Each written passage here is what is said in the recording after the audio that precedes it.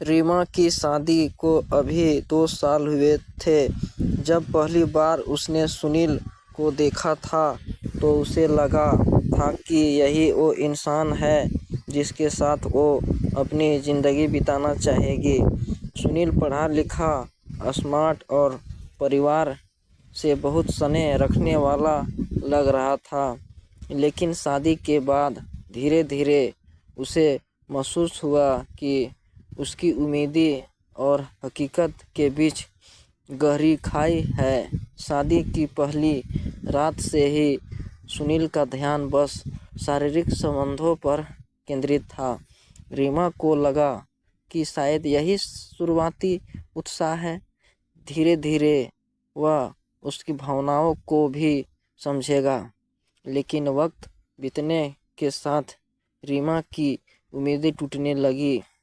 सुनील सुबह ऑफिस जाता, शाम को लौटकर खाना खाता और फिर रात में सिर्फ अपनी इच्छाओं को पूरी करने के लिए रीमा के पास आता। न कोई बातचीत, न उसके मन की बातें सुनना, न उसका दिन कैसा रहा, जैसे ये शब्द उसके लिए मायने ही नहीं रखते थे।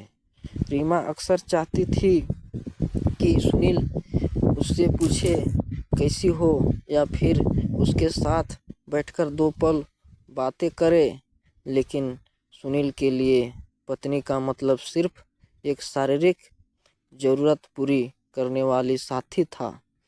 धीरे धीरे रीमा का मन बुझने लगा। कई बार उसने कोशिश की कि सुनील से बात करे।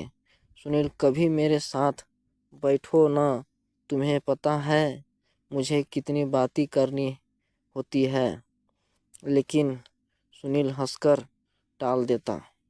तुम्हें बातें करने का शौक है तो फ़ोन पर अपनी सहेली से कर लिया करो, मुझे तो सुबह ऑफिस जाना होता है।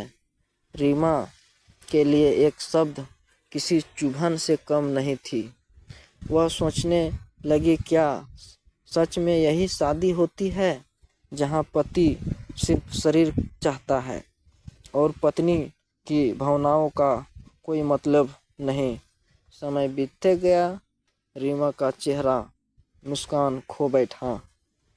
उसके अंदर की हंसी, उसकी बातें, उसकी चंचला सब कहीं गुम हो गई।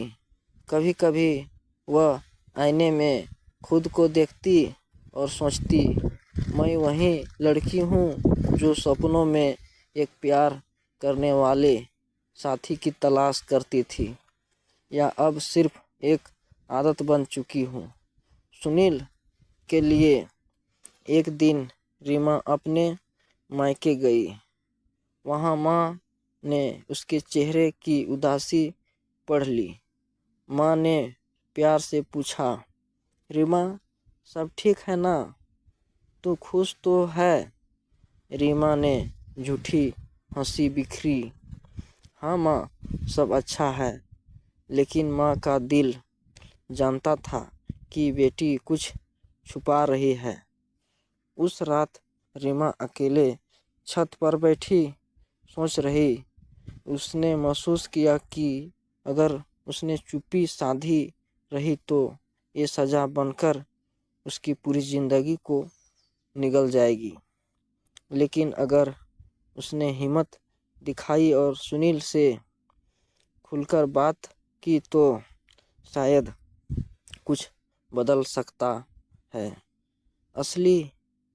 अगली ही रात जब सुनील उसके पास आया तो रीमा ने उसका हाथ पकड़कर कहा, सुनील, क्या मैं सिर्फ तुम्हारी शारीरिक ज़रूरतें पूरी करने के लिए हूँ?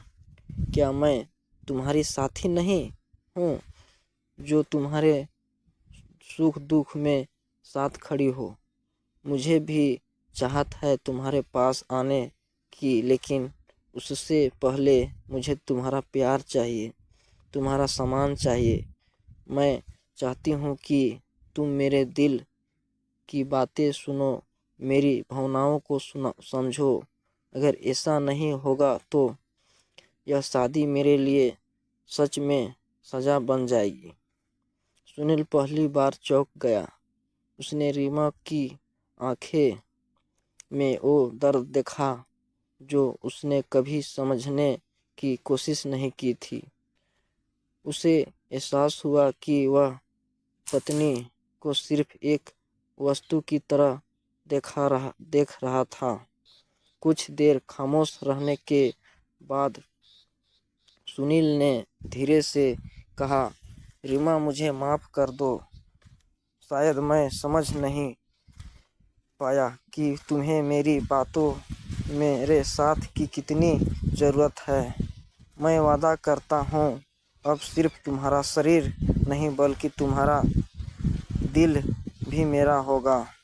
रीमा की आंखों से आंसू बह निकले, लेकिन इस बार यह आंसू दर्द के नहीं बल्कि उम्मीद के थे।